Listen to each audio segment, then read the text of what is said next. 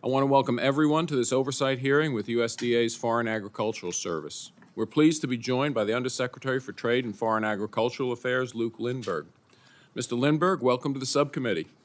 I look forward to hearing about your priorities for the coming year and the work that USDA is doing to promote trade and open new markets for U.S. commodities.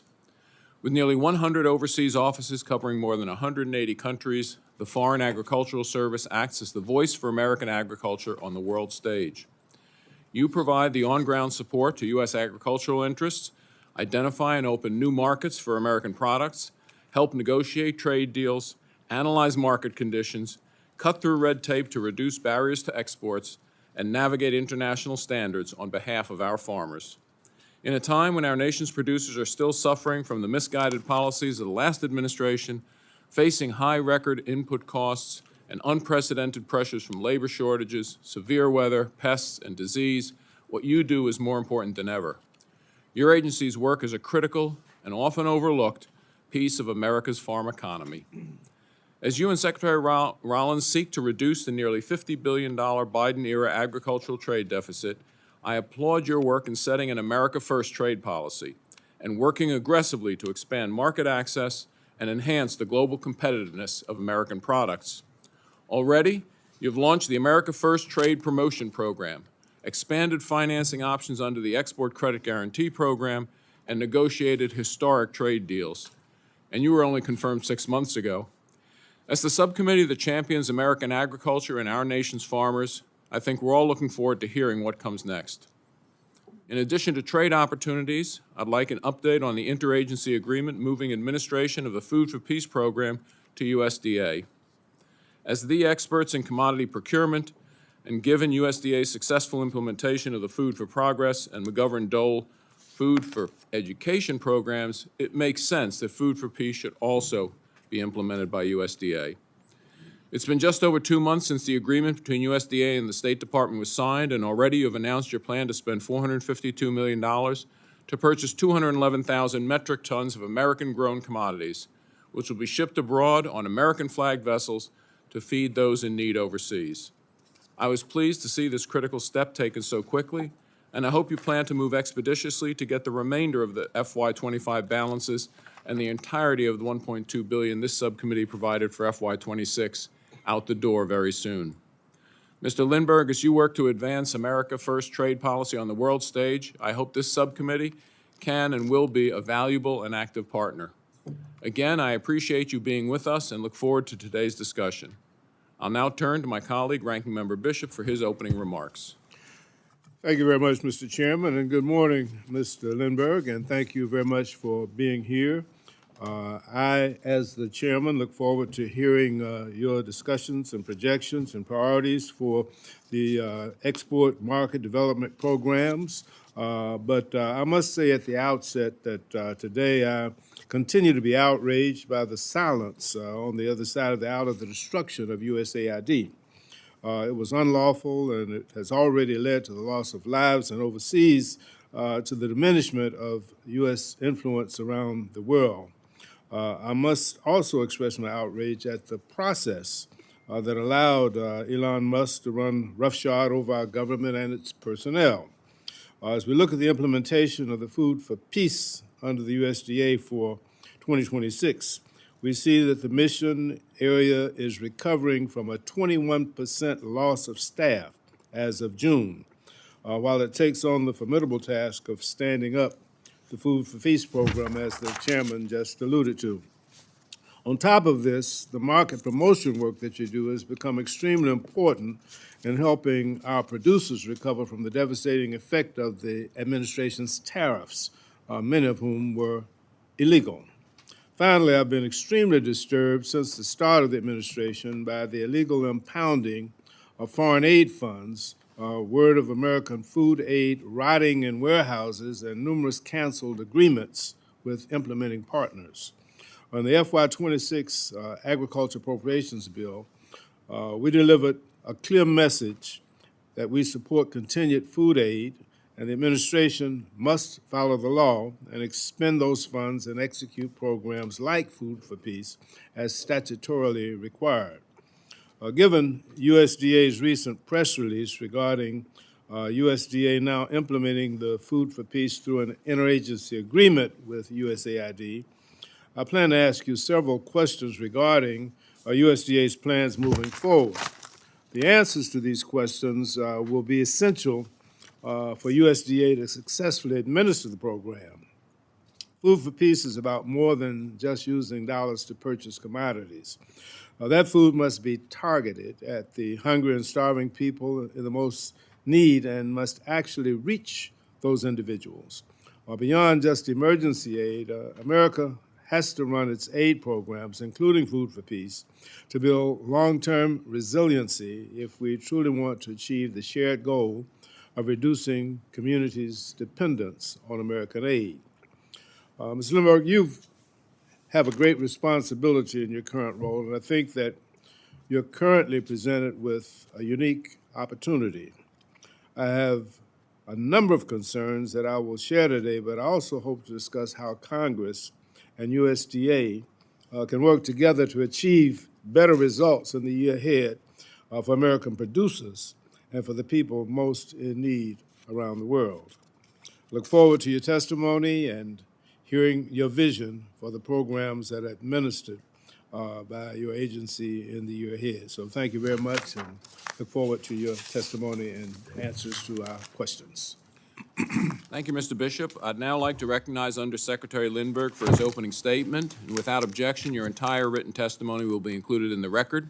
After your statement, we'll proceed with questions. As a reminder to the members, we'll abide by the 5-minute rule for questions. Mr. Lindberg, you may begin. There it is. Good morning, and thank you, Chairman Harris and Ranking Member Bishop, as well as the members of this subcommittee. I'd like to thank you for the opportunity to appear this morning on behalf of President Trump and Secretary Rollins and our U.S. Department of Agriculture. When President Trump nominated me for this role, he said, Luke is going to go out and get smart trade deals for farmers and ranchers. And that's exactly what we're doing. Our mission is clear. Restore fairness and reciprocity in global markets and return America's agricultural trade balance to a surplus. We're executing this through 3 pillars: securing better deals, strengthening buyer-seller relationships, and holding our partners accountable.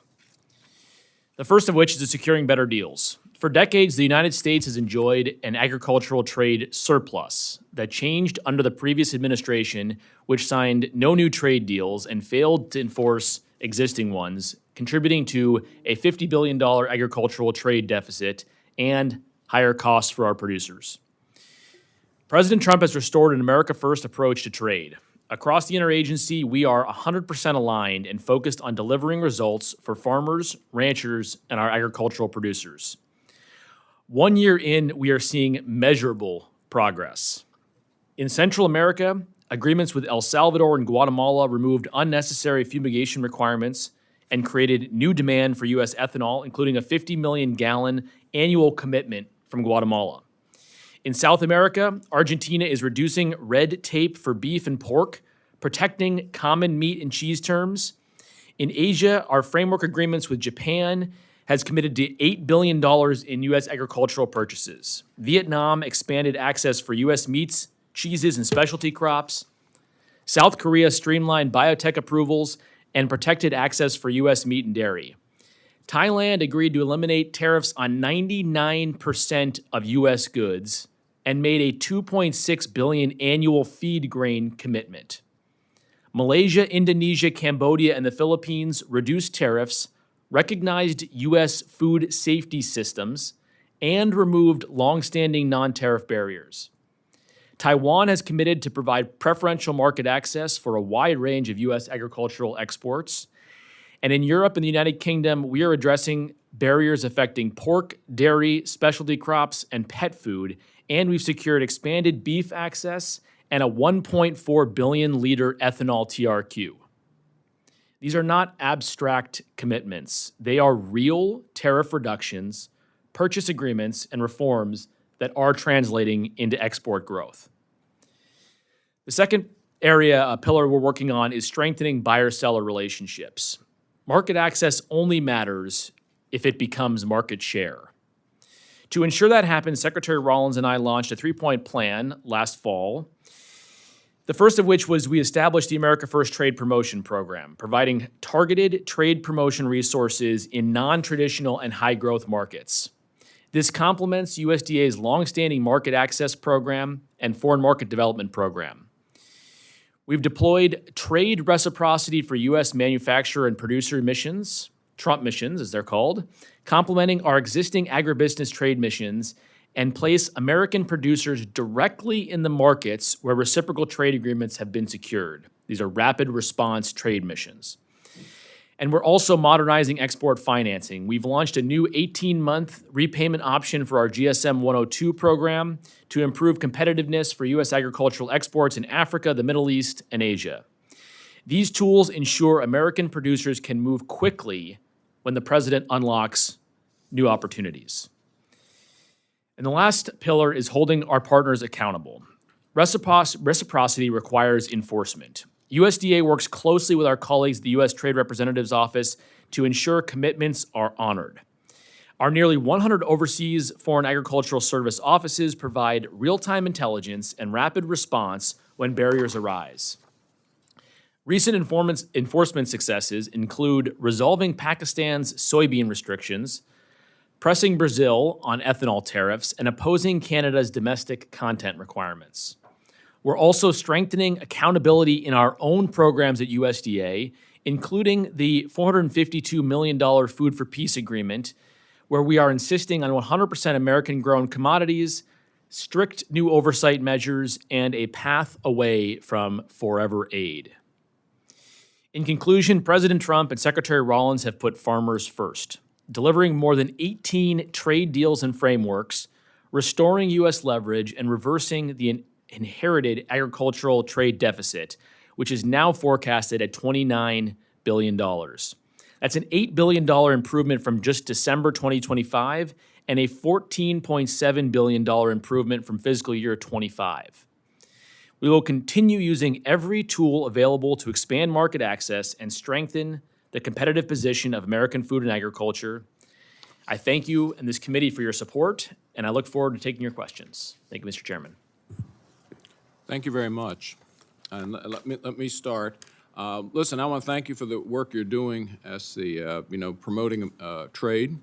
Obviously, administration-wide, the goal is to reduce our trade deficit. It's to enhance exports and to minimize imports. And of course, there are two parts of the agricultural trade deficit. One is you want to increase demand for American products, and you're working on that. But we also should decrease American demand for foreign products, I think. I think that's one of our bargaining chips. And as you may or may not know, I've suggested that we should take our $100 billion SNAP program and perhaps require for the large majority of it, if not all of it, a Buy American policy. Because I inquire and no one knows how much of the SNAP monies are spent on foreign-grown products. But again, when you're talking about a trade deficit that now is in the ballpark of $30 billion or so, if it's just 20% of it foreign-grown or foreign-raised, in the case of seafood, that could almost negate our trade deficit. So I'm going to ask you, do you have any idea how much, what percent of our agricultural products are imported? Of the agricultural products consumed in the country?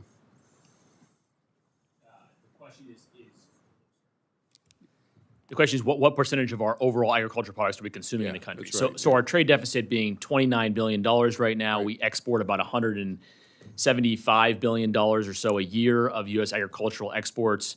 So the net balance there yields $29 billion of imports more than we are exporting. Right. So we are. That's about $200 billion. Is that right? You said 175 is. So we are 200 roughly. Yeah, right in that ballpark. Out of how large is the agricultural economy?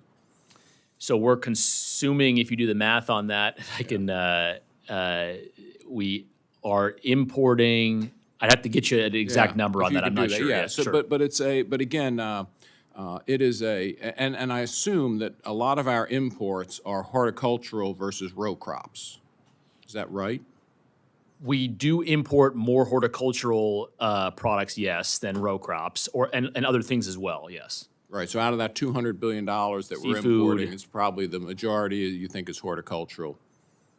I wouldn't say the majority of it But- is, but yes, or- a or significant segment. portion of it is, yep. So, but other than a very few specific items, like bananas, maybe some tropical fruits, could U.S. producers technically grow the same products we're importing? What are you finding from the things that $200 billion we import? What are we, are basically most of the things that we could actually grow or produce here in the United States? There are some very egregious situations, seafood being an example of which, where we import about 75% of our seafood, where we could consume more domestic caught seafood here in America, as an example.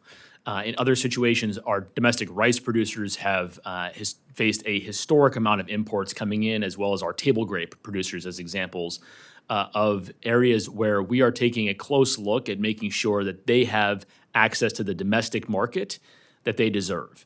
One of the things that our forecast is showing for this upcoming year is a significant dollar-for-dollar reduction in imports. And why we're seeing that is that means more of the American dollars are going towards products that are grown and consumed and processed and produced right here in America. And so that if we had, a Buy American requirement, or I know I've talked with the gentlelady from Ohio about perhaps promoting American local products, American products, that could put more dollars in the pockets of American farmers, wouldn't it, It would. if we had that? Okay, do you think that would be, that kind of policy would be in line with Trump administration's America First policies and bringing more production back on shore?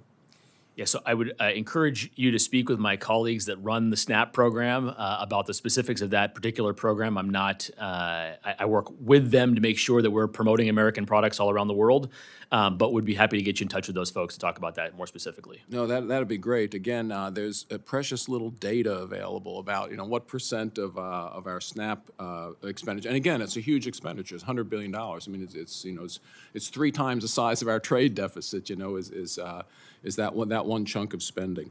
And the added benefit, I guess, would be that as we reduce our trade deficit, that we actually rely less on foreign countries for our agricultural products. That's one of the benefits? It does improve our food security. Right. When we produce food and we eat our own food that we raise and grow and slaughter here in America, it does increase our food security, yes, sir.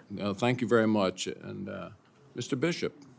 Thank you very much. I want to follow along those lines before I get into my real interest, and that's, we've heard repeatedly over the last several years when I've been visiting farms in Middle and Southwest Georgia during Farm Bill conversations and about the trade deficit for American fruits and vegetables. In 2019, during the first Trump administration, the ag trade balance shifted to a deficit, coinciding with the tariffs in the first Trump trade war. In 2022, the gap between imports and exports of fresh and processed fruits and vegetables totaled more than $37 billion, and it's only grown since this administration has come into play. The U.S. International Trade Commission investigated the impact of seasonal imports to blueberries, cucumber, peppers, and squash. The grower losses for these commodities are close to $200 million a year from above average import growth into the U.S. I've introduced the Protecting Our Produce Bill to help American growers remain competitive in the face of unfairly priced crop imports. It's a pilot program that will provide payments to certain produce growers when the growers' revenue loss is due to seasonal import volumes. How can USDA and Congress work together to address the foreign dumping of cheap competitors' products? And would this bill be consistent with your America First interest in American producers? Sure, thank you, Ranking Member. I'm not going to comment specifically on that piece of legislation, but the general construct You can. that we want to produce more here in the United States, consume more of what we produce here in the United States, and export more as well is a net win for our farmers. And that's the equation that we're trying to fix with the trade deficit, is to look at how do we consume more of what we produce domestically, but also continue to open up markets for our producers overseas. Okay, let me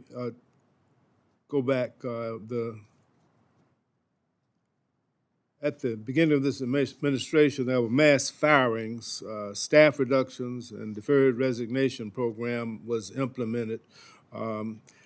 Because this was done willy-nilly without any plan, the agencies are still in recovery mode. They're rehiring people and refilling vacant positions that were created without a lot of thought. That was a profound loss of dedicated public servants with vital experience. What are you doing to get the Foreign Agriculture Service closer to where it was in staffing before January of 2025? And are you rehiring, and for what positions, and how many folks have you brought on board? Yeah, so our team has delivered an incredible set of results in 2025 and the beginning of 2026 and continues to perform quite well globally. We've put a lot of wins on the board, and I'm very proud of the teamwork that our Foreign Agricultural Service colleagues have So you done. did that with fewer employees? They have performed at an exceptional rate. Yes, sir. Okay. How specifically are you using the overseas post to support the new Food for Peace responsibilities? And can that equal the experienced personnel that USAID had on the ground? And are you hiring contractors to help with this? And if so, how many and how are you paying for them? Yeah, at this point in time, we're still working through exactly what the overall staffing structure will be for the Food for Peace program. One of the mechanisms we have employed through this initial award, the $452 million through the World Food Program, is a more targeted and accountable contract that allows us some additional oversight with WFP and allows them to take on some of the responsibilities of our initial work to get these American commodities into these 7 different countries around the world. More broadly than that, as we look to get the additional funds out the door through upcoming NOFOs, Notice of Funding Opportunities, we'll continue to make sure that we're staffed appropriately to meet the demands of the program. You indicate that you've already announced the award for $452 million, and that's understandable. It'll take some time to develop a comprehensive plan for executing the program, but it's concerning that you don't have basic details about how you will be able to successfully run the program when you've already begun making decisions about it. Seems to me that you need to have in place how it's going to be implemented, who's going to do it before you actually make the award. We do have a team in place. Tell me about it. Yep. My Deputy Undersecretary, Michelle Beckering, is leading the team that is implementing Food for Peace at U.S. Department of Agriculture. But it's got to be, the products have to be delivered on the ground. And you don't have an apparatus. USDA has never had an apparatus for doing that. That's the structure that was in place by USAID. Yep. So we've worked with our Foreign Agricultural Service colleagues at our posts around the world. But the delivery mechanism will be the World Food Program, which has been a long-time partner in both Food for Peace as well as our McGovern-Dole and Food for Progress, I think, as well, programs, maybe just on the McGovern-Dole side. And so we have a long-standing working relationship with WFP and an agreement that allows us to have the accountability we need to make sure that the commodities get delivered in a timely and efficient manner. Okay, one other question. You do have an agreement, but the question is, do you have the personnel and do you have the capacity to hold those parties accountable, particularly with the drastic reduction of staff and the loss of those experienced people who are actually responsible for that accountability? We do, yes. Thank you. Gentlelady from Iowa. Thank you, Mr. Chairman, and thank you to our ranking member as well for holding this hearing today. And Mr. Undersecretary, thank you so much for coming to testify and answer our questions today. We're excited to learn more about how you're expanding market access, excited to hear about how these programs are being implemented and leveling the playing field for our producers in great ag states like Iowa, for our American farmers and ranchers, where we feed and fuel the world. our farmers are experiencing one of the most challenging economic times that they've experienced in decades. And as the administration works to reverse decades of failed policy that got us here, specifically the last couple of years, it is crucial that we are making meaningful progress to secure these strong deals and enforceable deals. As you talked about, reciprocity requires enforcement in your opening statement.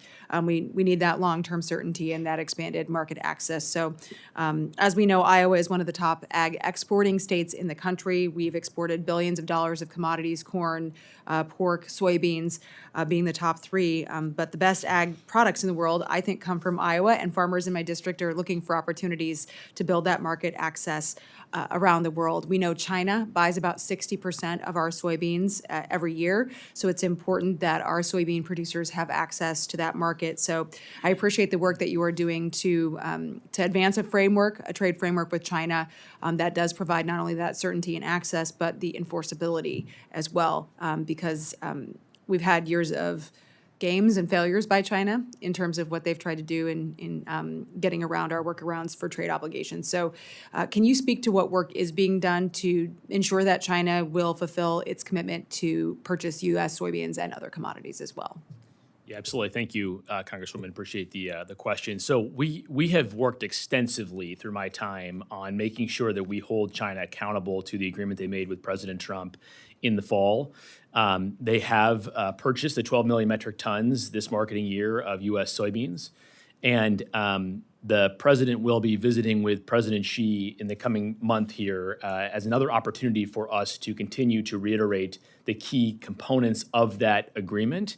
And making sure. We've already seen them purchasing sorghum. We've seen them purchasing wood products and things as well since that agreement was put into place. And we will continue to make sure that they live up to those commitments and provide the consistent market access that our producers need. Yeah, and I had a conversation with Secretary Besson about that. He said he had been with his counterpart in Geneva having conversations about why those games were being played over the last 4 years under the Biden administration. He said it was because President Biden wasn't calling him. President Trump is calling President Xi on a regular basis to put that pressure on him and say, we need you to fulfill these ends of the trade deals. Can you talk a little bit more about how USTR and Treasury and you are working together at USDA to make sure that we are continuing to elevate the importance of not just soybean exports, but all of our commodities as those negotiations continue? Yeah, so it absolutely, one of the things I think that's beautiful about this administration is that the interagency relationships are very strong. If you talk to Secretary Rollins, she's in regular communication with Ambassador Greer, with Secretary Besant. In fact, later today, Ambassador Greer and Secretary Rollins and Ambassador Callahan, our chief ag negotiator, and I are getting together in person to have a conversation about some of these very topics. Ambassador Callahan and I have a weekly touch point. I get a weekly report from our team on whether or not China is living up to their purchase obligations. In that, we discuss that every time we get together on a weekly phone call to talk through those items. So there is a consistent, regular approach to ensuring accountability there. Awesome. Well, and one of the other places that accountability is needed is on biofuels. I was encouraged by you saying, with Brazil on some of the things you're doing on ethanol there. They've been kind of trying to game the system there, but we need to improve access for ethanol exports. Absolutely. That's huge for our producers in Iowa, a great domestic market for us as well as an international market. And you mentioned the economic agreements, obviously, with the U.S. and the U.K., and those will increase our exports by, I think the number is $700 million. So continuing to get those trade barriers out of the way is going to be absolutely critical so that our producers can access those markets. What are you doing to advance ethanol, right? I mean, I think biofuels are a great, as I said, domestic market, but what are we doing on the global stage to make sure that those opportunities exist for our producers as well? Yeah, there's been no topic that I've talked about more in my international travels than biofuels. And the administration is the most pro-biofuel administration, I think, that has ever come through the United States of America. And we are working every day with U.S. Grains and Bioproducts Council and other industry players to ensure that biofuels are at the table. So yeah, we had a 50% increase in U.S. ethanol exports now to the U.K. We had this 50 million gallon opportunity in Guatemala that has produced. I'm going to be in Guatemala in 2 weeks to make sure that we're following through on that commitment and beginning to build more relationships there. We've seen opportunities that will advance in Indonesia. We're excited about the work being done in Vietnam right now. We've had conversations in Mexico. I mean, there is not a country that we've been in and been negotiating with where biofuels haven't been part of the broader conversation and opportunity base. Well, that's certainly encouraging to hear, and I see my time has expired, so I'll yield back. Thank you, Mr. Chairman. Thank you very much. The gentlelady from Ohio is recognized. Ms. Capter. Thank you, Mr. Chairman, very much, and welcome. Mr. Undersecretary, you seem like a man of dispatch, and I want to follow on what the chairman was asking about. If you look at USDA's total budget, and you look at the amount of money spent on nutrition for seniors, for children, okay, it's pretty significant. And I'm wondering if you can help us with the Farm Bill that is being debated in another committee right now to get some type of language in there that we all could agree on that would emphasize procurement of U.S.-produced fruits, vegetables, other commodities that are moved into these schools and senior centers and so forth. I represent Northwestern Ohio. It's a breadbasket. It's precious. As most people on this committee, most members represent areas that produce, and we know South Dakota sure does.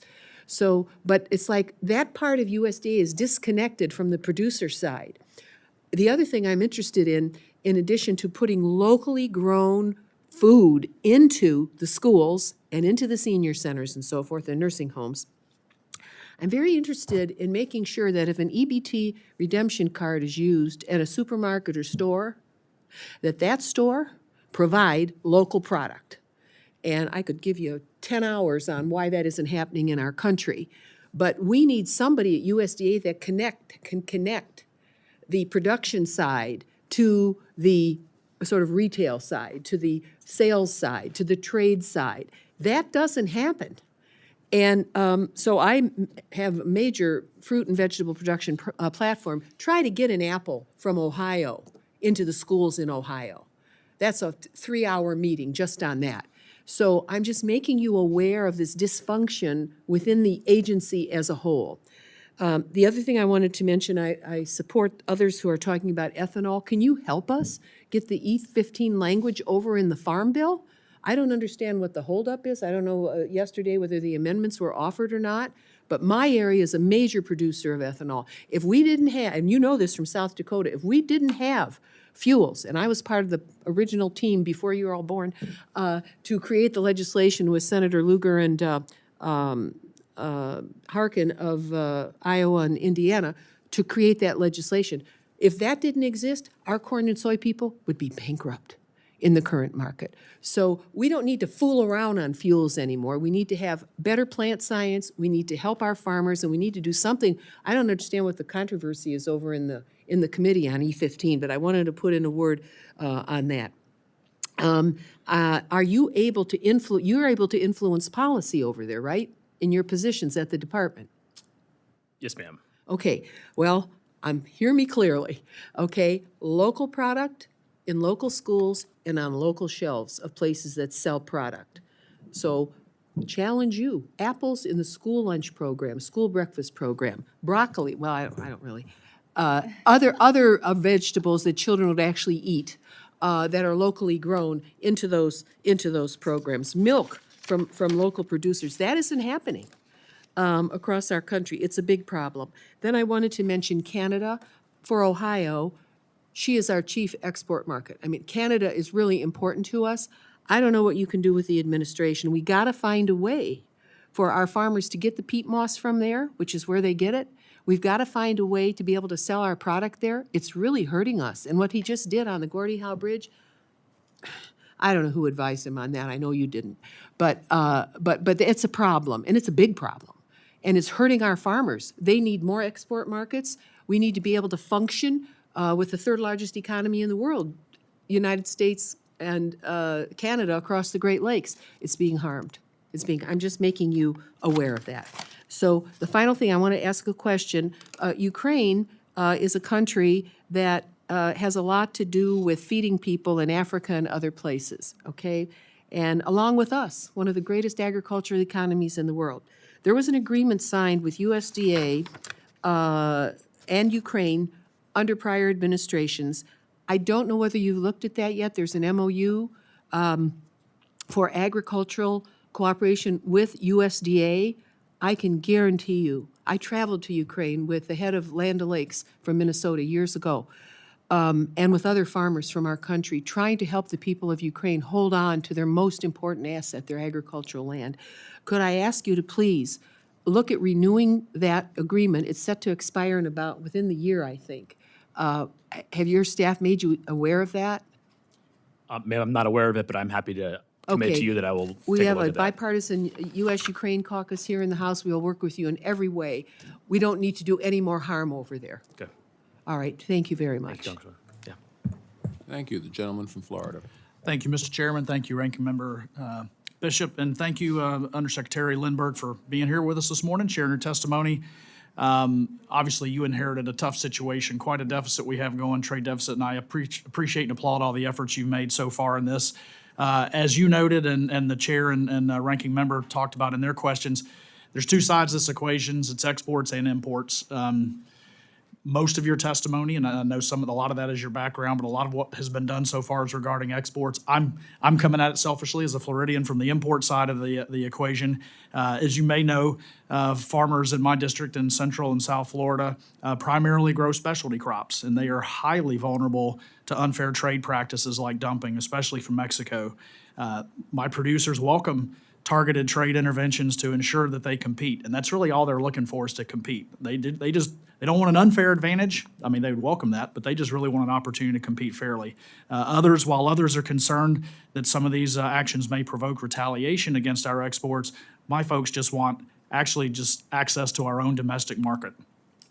According to an October 2025 report from the Florida Department of Agriculture and Consumer Services, Florida growers have lost nearly 50% of their market share to foreign imports over the last 20 years, while Mexico's share of our domestic market has soared by nearly 200%. The report also estimates that this trade disparity has killed over 4,000 jobs in Florida alone and cost us up to $1 billion in missed economic activity annually. It's unacceptable, and it certainly isn't sustainable. I just had a roundtable last week with farmers who want desperately to continue farming, but it gets tougher and tougher every year, especially with Mother Nature as your primary business partner. We've already got enough curveballs thrown from that without unfair trade practices. As you know, the USMCA is scheduled for a joint review between signatories this July. It's critical that the administration utilize this vehicle to implement new tools like seasonal tariff rate quotas on certain products. Without changes, Florida producers will be completely shut out of our own domestic market. And while USDA does not negotiate the USMCA trade agreements directly, your office does play a key advisory role in agricultural trade. Does the USDA support stronger seasonal safeguards for specialty crop growers who struggle to compete with Mexico? Thank you, sir, for the question. So, again, I'll mention that a couple things quickly. One is that we are forecasting a significant decrease in the overall price of imports this year and the total dollar amount of imports that are coming into the United States of America. And so I think we are making progress on this. And I certainly will commit to you to advise our USTR colleagues of your comments and your feedback today. I recently was in South Texas with citrus growers there. I was recently in California and met with many folks in the horticulture space there, stone fruit farmers, table grape growers who have the same concerns. These concerns are not going on deaf ears and are absolutely part of our overall conversations around what the USMCA agreement could and should look like. Do you support, or does USDA support, implementing product-specific trade rate quotas as part of USMCA? I don't. I will commit to you that I'm happy to share those viewpoints with our colleagues at the U.S. Trade Representative's office, but they are really the point person on negotiating what will be included and not included in that final terms of the agreement. Okay. Just generally, how does USDA track dumping and import surges that are affecting specialty crops, especially from Mexico, which now accounts for almost 70% of our imports? Yeah, so every month we get a export-import overall sort of data dump from the Bureau of Labor Statistics that gets compiled into our systems, and we track that on a monthly basis in terms of what's coming in and what's coming out of the country. Okay. Do you believe that current trade enforcement mechanisms are sufficient to protect our U.S. fruits and vegetable producers? I think there are areas where we can do better than we're doing today. Okay. Could you maybe share some of those, what we might be able to assist with and help push along? Well, I think if you take a look at some of the actions we've already taken, for example, on the tomato suspension agreement with Mexico, we have seen, I think, this administration take a little bit harder stance on ensuring that our tomato growers in the United States and in your home state of Florida have a better opportunity to compete. So that would be one example, I think, that we are taking a stance that more directly supports our domestic producers. All right. Thank you very much. Mr. Chairman, I yield back. Thank you. The gentlelady from Florida is recognized. Thank you, Mr. Chairman. I'm just going to jump right in since my time is limited. Mr. Undersecretary, Florida farmers, and it's fortuitous that we have a Florida tag team here, so I'll focus on a lot of the same subject. Florida farmers are already struggling to overcome a historic freeze in citrus greening, and now the president's illegal, erratic tariffs inflate prices and strain critical relationships with key trading partners. I don't think citrus growers need any more challenges, but under President Trump last year, bankruptcies filed by Florida farmers shot up 200%. I'm a strong believer, as I know the gentleman from Central Florida is, that Florida grows the best oranges. And our top trade partners agree 60% of the U.S. orange juice exported to Canada comes from Florida. But because of Trump's trade war, orange juice shipments from Florida plummeted to a record low last June. Florida's exports to the European Union and Japan tanked as well. The choices made by the Trump administration are really hurting farmers, shippers, and consumers in my home state. Undersecretary Lindberg, with a historic freeze cutting our citrus farmers' yields, this administration and President Trump are twisting the knife with a hailstorm of illegal tariffs that may or may not make a summer return post the Supreme Court ruling last month. Now, it's a tough call on which are a harder hit for citrus farmers, natural or Trump-made disasters. Mr. Undersecretary, please share with us what you're doing to repair our trade relationships with Canada, the EU, Japan, and globally. Thank you, Madam Congresswoman. Appreciate the question. So to start off, I'd like to note that we did, as part of our Farmer Bridge Assistance Program, provide $1 billion specifically targeted for specialty crop growers here in the United States of America, which will go to many of the types of producers you're discussing in your home state of Florida. On top of that, if you look at our historic trade relationship with many of these markets, for example, the European Union as a key example, we have had a $23.6 billion trade deficit with the European Union. So they have not played fairly with us for too long. They have inhibited our ability to export to their market while they have materially benefited from access to our market. The same is now true with Canada. Okay, Canada, we have an $11 billion trade deficit. I have limited time, and I want to reclaim and just suggest that because that trade deficit was getting worse as a result of Trump's tariff policy, that's going in the wrong direction. Let me shift gears because, like my colleagues, I'm also concerned that moving food for peace from USAID to the Agriculture Department creates way more problems than it pretends to solve. Before Trump and Elon Musk illegally gutted USAID, it had over 6,000 overseas staff in over 60 different missions. In USAID's Humanitarian Assistance Bureau, it had over 1,000 staff, including hundreds contracted on the ground. Contrast that with USDA's roughly 150 foreign service officers serving abroad now, with just a fraction of the staff in the United States who focus on trade policy and diplomatic relations, not humanitarian assistance. How many USDA staff are currently posted overseas, and what percentage have experience with humanitarian work in administrating global aid to countries facing famine, war, or poverty? So USDA has long time been the administrator of both the McGovern-Dole and Food for Progress programs and has spent significant resources. Specifically, how many do you have posted overseas now? So I believe that number that you quoted is roughly correct, about 150. Okay. And then we also have locally employed staff, which significantly plans- outnumbers the number of foreign service officers. Reclaiming my time. Are there plans to increase foreign agricultural service staff? And if so, how many do you plan to hire? And when will foreign service staff be at full capacity? We are planning on hiring additional staff to support the Food for Peace program, as well as How many? a specific target number of additional foreign service officers to continue to recruit on an annual basis to bring more staff on board. Can you submit those answers to the record when you have more detail, please? Yes, ma'am. Okay. And finally, in your confirmation hearing, you spoke eloquently about how your driving motivation in this job is to be a voice for those that can't speak for themselves and to help people who lack life's most basic necessities.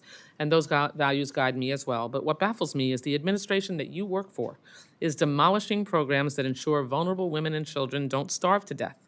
Estimates already run to the hundreds of thousands in avoidable deaths due to the Trump administration's cuts to food assistance and the broader foreign aid freeze. So I must ask, how does gutting the Food for Peace and the McGovern-Dole programs square with our shared values to defend the least among us? My response would be that I believe if you look at the programs that USAID was funding at the time that the Trump administration came into office this time last year, were not aligned with American foreign They policy were funding interests. Food for Peace and McGovern-Dole programs, and you cut them. The the programs program you being just funded said by that you administer. USAID were not in alignment with the U.S. foreign policy interests, and so we took a strategic look at how to do that more effectively, and we're administering these programs now and targeting foreign assistance in a way that actually accomplishes U.S. strategic interests around the world. Your woke culture war has resulted in hundreds of thousands of deaths, and you need to make sure that you have your values match and put your money where the administration's mouth is. I yield back. Thank you, ma'am. Thank you. The gentleman from Michigan is recognized. Thank you, Mr. Chairman, and Mr. Lindberg, I apologize. We have another subcommittee hearing going on right now as well, so I wasn't able to hear your opening statement, but I wonder if you could, I had a few questions I want to start with. I've seen firsthand the diplomatic role that U.S. products like RUTFs play in the Food for Peace program, and I'm just wondering, what actions are you taking to accommodate more types of U.S. commodities within the program, like RUTFs and shelf-stable milk? Yeah, thank you, sir, for the question.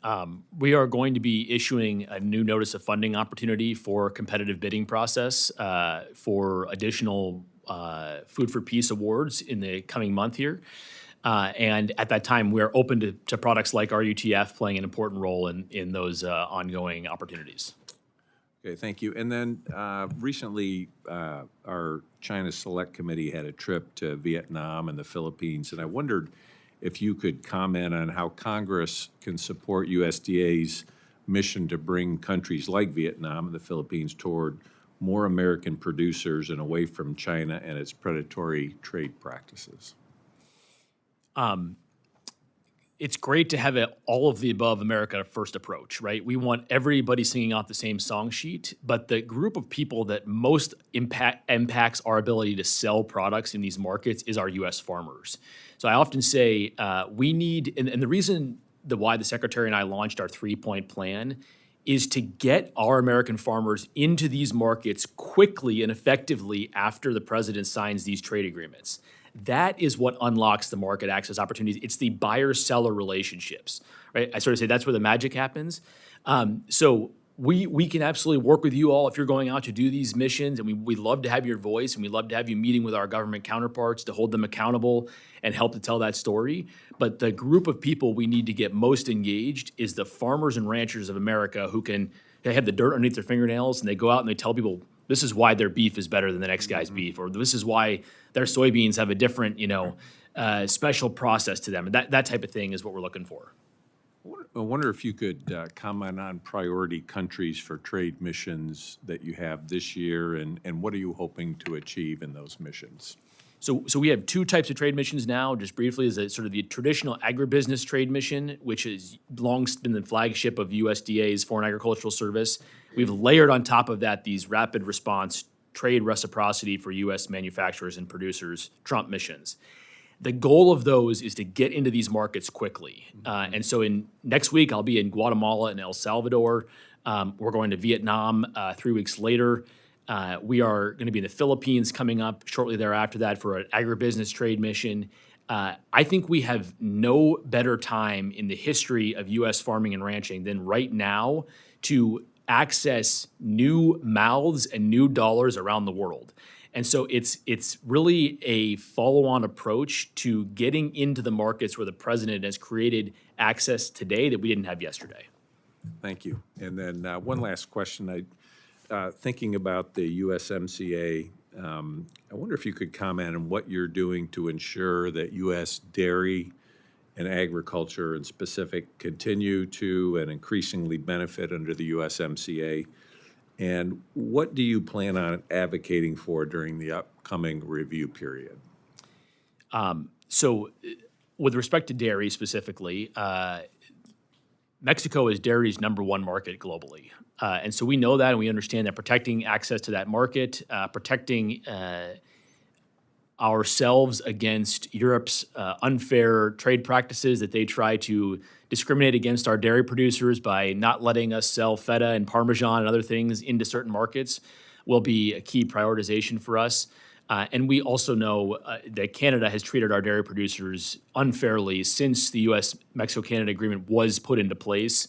That is a top priority issue for being addressed during the review process. Wonderful. Thank you very much, and thank you, Mr. Chairman. I yield back. Thank you. The gentlelady from Washington is recognized. Thank you, and thank you, Chairman Harris and Ranking Member Bishop, for holding this hearing. Undersecretary Lindberg, is your team aware of the barriers impacting specialty crop access to the global market? And can you tell me a bit more about the TFAA's trade promotion activities that seek to level the playing field for specialty crop? We talk a lot about commodity, but in the specialty crop. Yeah, sure. Thank you, Congresswoman. We've actually had what I think is a tremendous showing of specialty crop growers participate in our recent trade mission activity. So we've had blueberry folks down in Mexico with us. We have had, it's been amazing to me. Washington Apple came with us to Japan, I think, and then also to Indonesia. The engagement we've had with the specialty crop growers has really been robust. And we have also leveraged the existing market access program dollars, foreign market development, and our market access program, as well as the task, the technical assistance for specialty crop program, to make sure we're unlocking those market access opportunities. So I think the USTR team has done a terrific job of finding new opportunities, and then now we're resourcing our cooperator partners to get out there and get in the field and start making sales happen. We are one of the larger cranberry producing districts, and my home district produces over 75,000 barrels of cranberries annually, and it's been a great year in terms of weather conditions. But my farmers are really struggling, and one of the things that we've learned digging into this is that our producers aren't selling as much because they can't access the global market. They're getting squeezed out because the Canadians who used to grow organic but no longer do have preferential access to European markets, and they're still remaining with their preferential status over American producers. So I'm wondering if the TFAA is aware of Canada's advantage in the European markets, and how does the TFAA monitor trade challenges and implement strategies to eliminate those? Yeah, so every day, each of our personnel around the world are at these different posts around the world are actively working to identify trade barriers and tear them down for U.S. producers. Certainly, we're trying to make progress with the Europeans on them implementing the agreement on reciprocal trade that the president put forth earlier this year. We are aware of Canada's preferential access in this particular situation, and would be happy to follow up with you offline to talk more specifically about how we plan to address that, if that'd be helpful for you. That would be helpful. Thank you so much. I was also wondering what your agency's role is in ensuring that Canada complies with the U.S. anti-dumping rules and does not disadvantage our timber industries with lumber dumping. So lumber dumping from Canada into the United States? Softwood. Yep. So we are, let me get you an answer on this. We are not directly responsible for ensuring that that takes place, but we can get you the right point of contact, likely at the Commerce Department, to help address that particular issue for you. Okay, thank you. I yield back.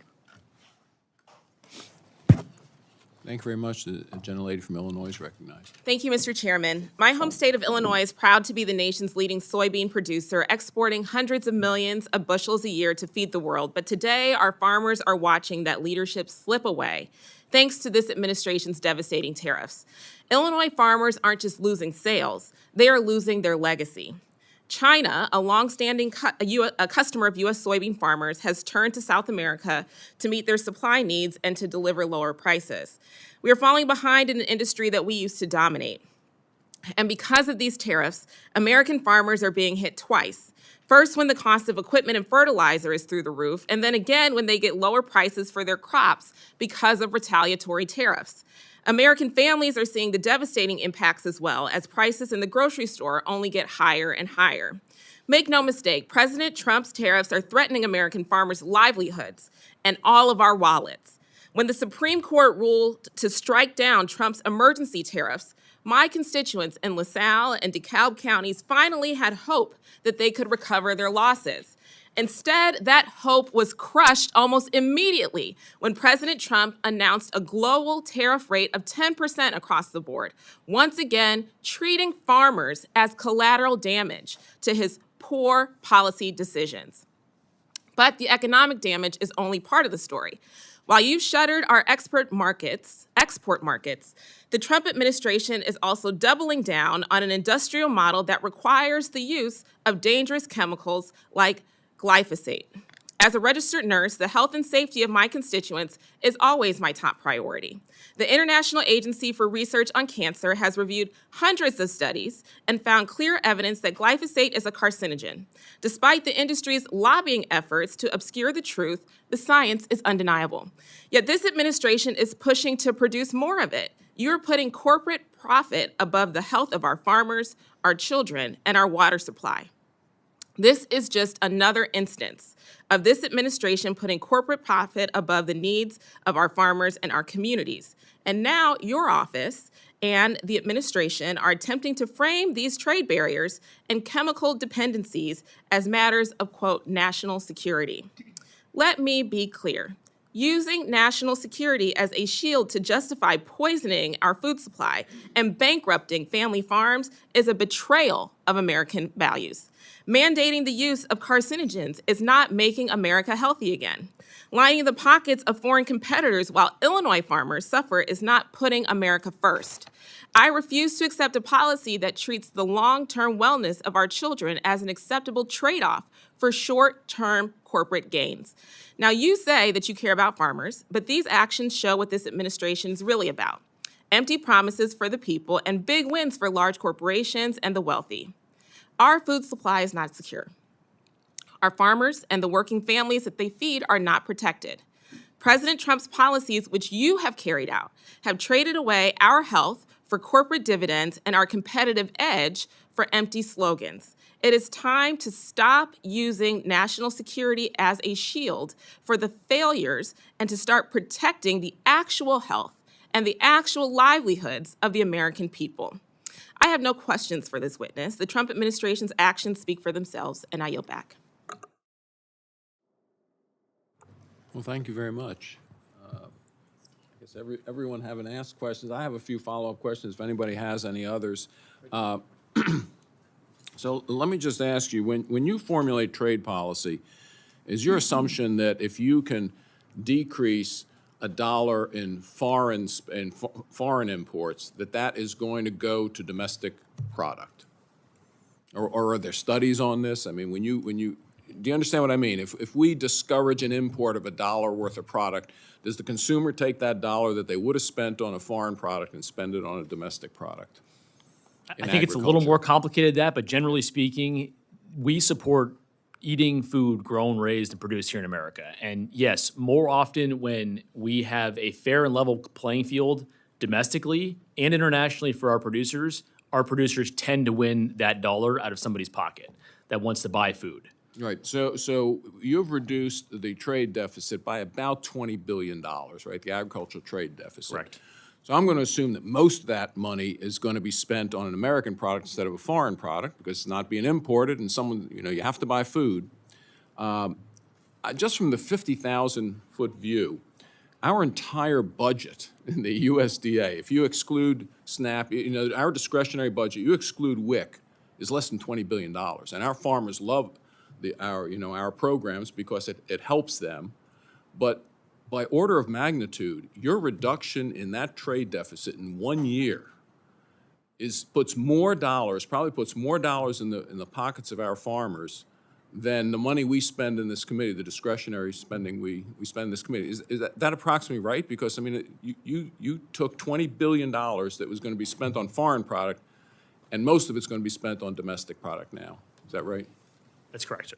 So by orders of magnitude, again, because I looked it up while some of the other members had questions, we import about 15 to 19% of our agriculture products. It depends on how you define it. If it's just straight food, it's about 15%. If you include ingredients incorporated in domestic production, it's a little lower.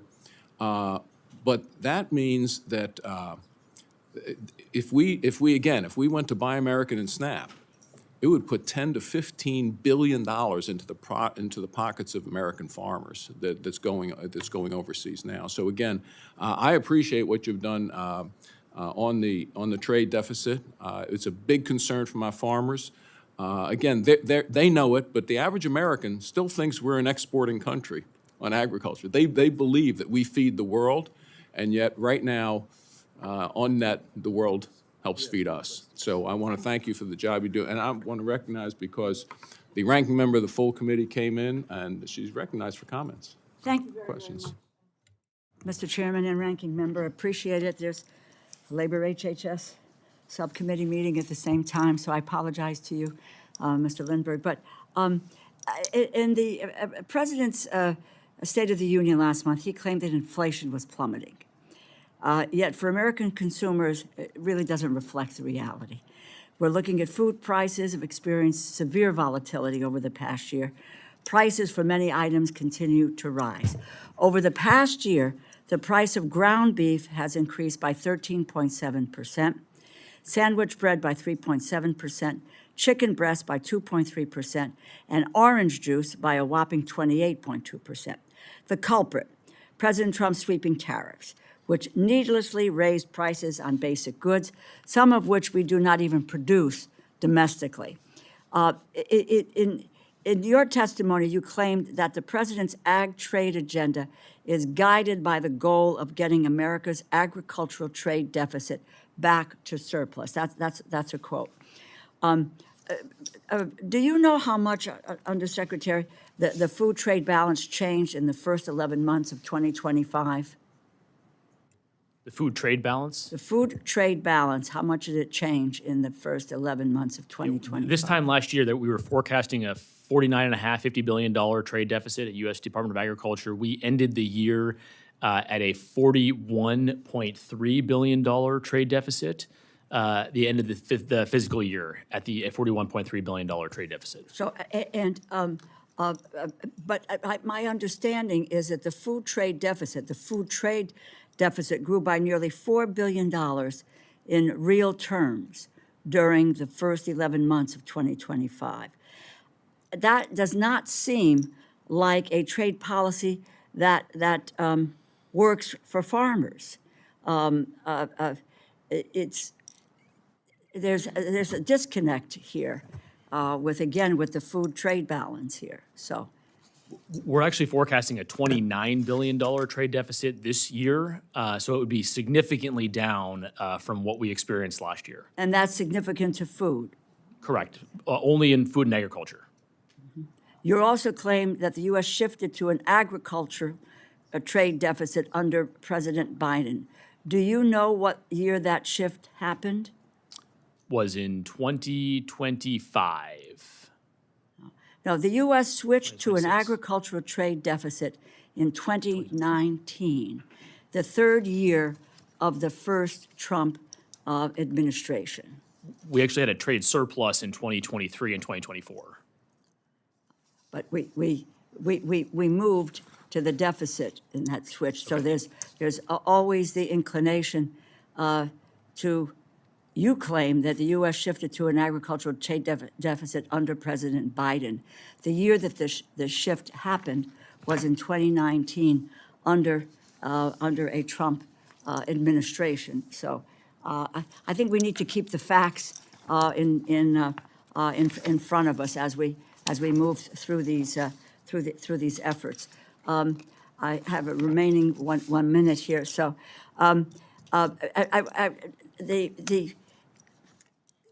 we're looking at the issues of reciprocal trade because the administration response to consumers and farmers has been, quote, bear with us. On the one hand, there are administration's so-called agreements on reciprocal trade. The agreements are nothing more, in some instances, of hostage-taking, using the tariffs to really coerce trading partners into eliminating common-sense food safety rules at the behest of large U.S. agribusinesses, while we're securing commitments to purchase U.S. agricultural products that hand over inordinate market power to the largest players. Can you provide any evidence that these trade deals will uplift small and specialty crop farmers or lower food prices? I'm from Connecticut. We have specialty crops. These are the farmers that are always left out of the equation, no matter what it is, bridge loans, whatever it is, we're at the short end of the stick. So what is the evidence that you can point to that the trade deals are going to help small and specialty crop farmers? It's trickle down, which we've all heard about before. It rarely trickles down. Sure. No, look, I'm very confident that our small and medium producers, particularly the specialty crop growers, are going to be very successful under many of these trade agreements. For example, I'm going to pull up a couple here. The agreement with India alone is one that we will highlight as an opportunity for blueberries, cranberries, wine and spirits, tree nuts, apples, red sorghum, not just the corn and soybeans that folks traditionally talk about. Same, we're looking at significant wins in Taiwan related to lamb and sheep meat, related to tree nuts, dog and cat food, ketchup, peanuts. If you look over at Indonesia, we are looking at new opportunities for wine and distilled spirits.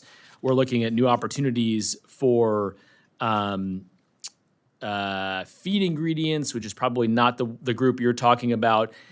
So beyond that and more here, I could continue to go into Israel. The new agreement on agricultural trade with Israel opens up fresh fruits, fresh vegetables, almonds, wine, milk powder. There are significant opportunities for small and medium producers in the traditionally specialties crop space in a lot of what the president has negotiated. And we're working eagerly to get those folks on the ground in these markets to build buyer-seller relationships.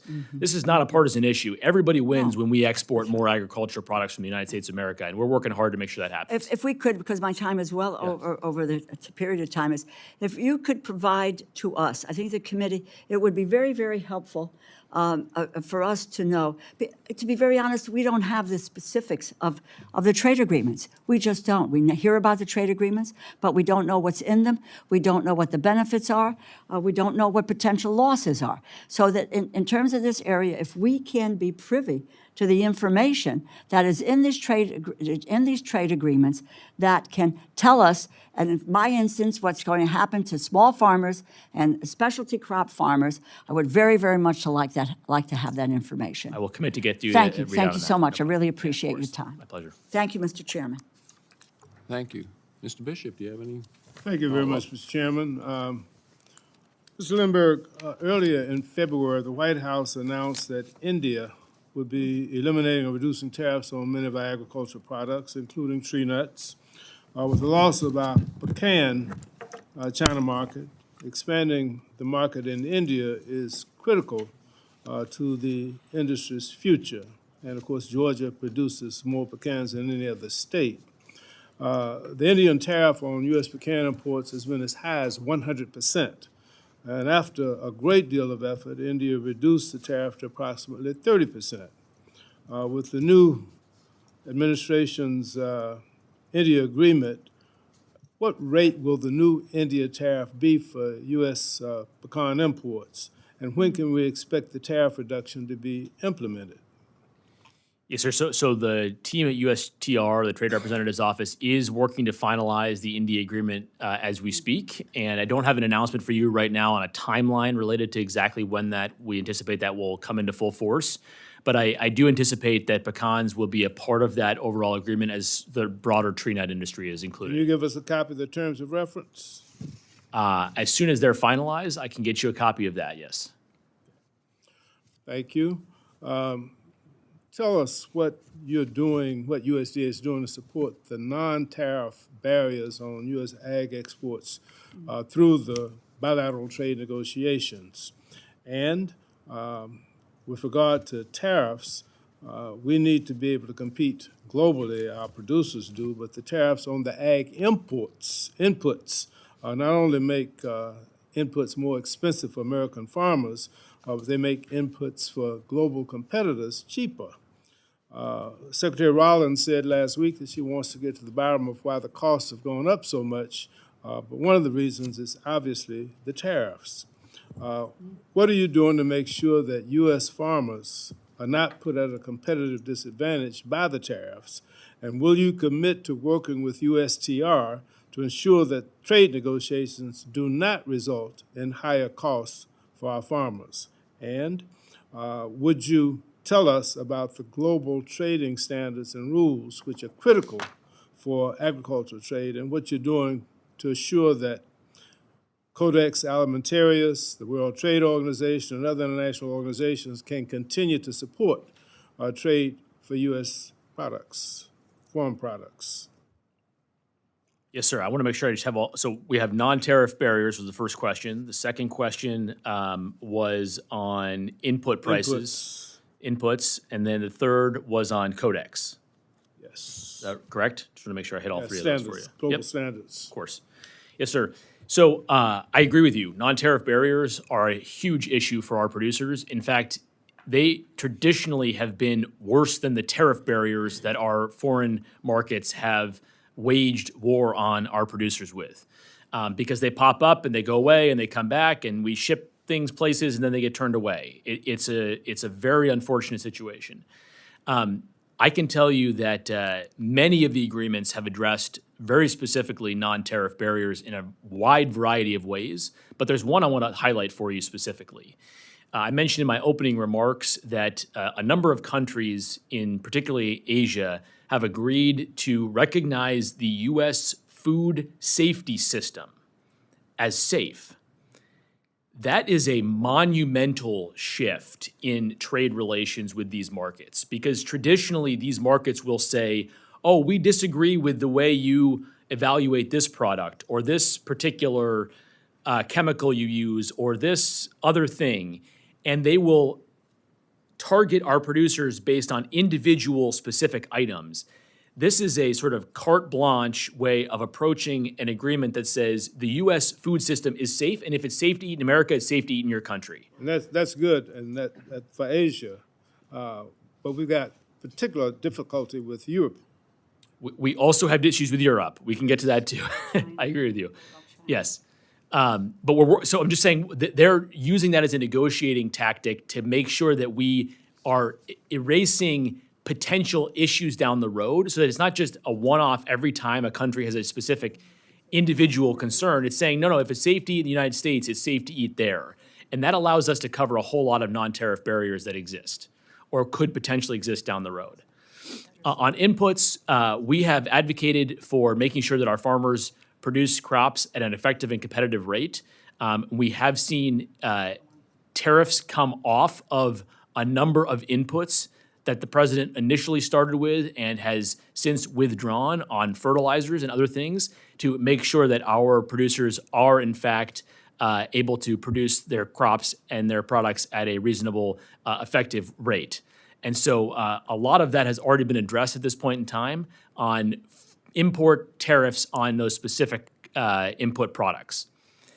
Number three, with respect to Codex, I was actually in Rome last week and met with the Secretariat of the Codex as well as the Food and Agriculture Organization Director General Chu to talk specifically about ensuring that our science-based standards are the gold standard globally and that American producers have the ability to continue selling our products uninterrupted using the trade terms that are being perpetuated through Codex and FAO.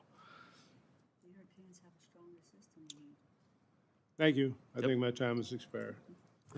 No, thank you very much. No problem, Madam Ranking Member, do you have any other Well, I comments? will just make the point with regard to food safety, to be very honest with you, I don't know what the standards when you talked about Asia, whether all this applies to China and what is coming from China. That's not, we need to be very wary of all of that in terms of food safety. The other piece of this is, quite frankly, the Europeans have a much stronger food safety protocol than the United States does. So if we are, they're adopting what our standard is, in some respects, that is a lesser requirements around food safety. And we know we had, was it just a week ago when you had the briefing, Mr. Chairman, about the whole issue of food safety, you know, in the United States and what's happening with the increased recalls, our ability to inspect food coming in. It's about 1%, I think they said.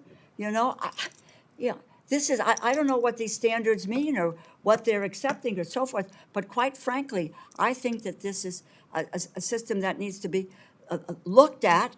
We talked about it at the chairman's briefing, but with regard to what we're doing with our trade, and that we are not lowering standards for food coming here because it really agrees with big agribusiness or other, you know, interests on that.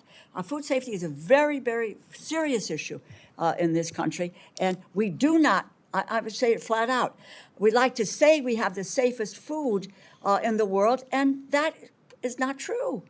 That is not true, and we're not doing enough to safeguard of food in this country. And be happy to talk further with you about what are the things you're doing. Thank you very much. And I want to thank you for being here today. Before you go, I do want to comment. I'm glad the Food for Peace program, I'm glad it took it over from USAID, because I will tell you a very, very brief anecdote. When I visited the Kakuma refugee camp in northwest Kenya several years ago, there was I was at the food distribution center, and there was a stack of bags that had USAID stamps on them, and the corn was grown in Kenya. And the reason was because Kenya does not take non-GMO, does not take GMO corn from the United States to feed refugees. Like, I'm sorry, but, you know, if it's good enough for our people, it should be good enough for feeding refugees through our foreign aid program. So, again, thank you for emphasizing that we should be selling American farm products there. Finally, you said you're going to see Secretary Rollins later today. Thank you, the price of eggs is down to $1.66 in my local grocery store. Hasn't been that way for several years. Again, I want to thank you for being here today. I think our discussion reflected strong support for USDA's trade promotion and international programs. We look forward to working with you as we move through our FY27 process and continue to address these critical issues for American farmers. As a reminder, if members would like to submit questions for the record, please submit those to the subcommittee staff within 7 days. The subcommittee stands adjourned. No closing statements? What's that? Could have gone on. Thank you.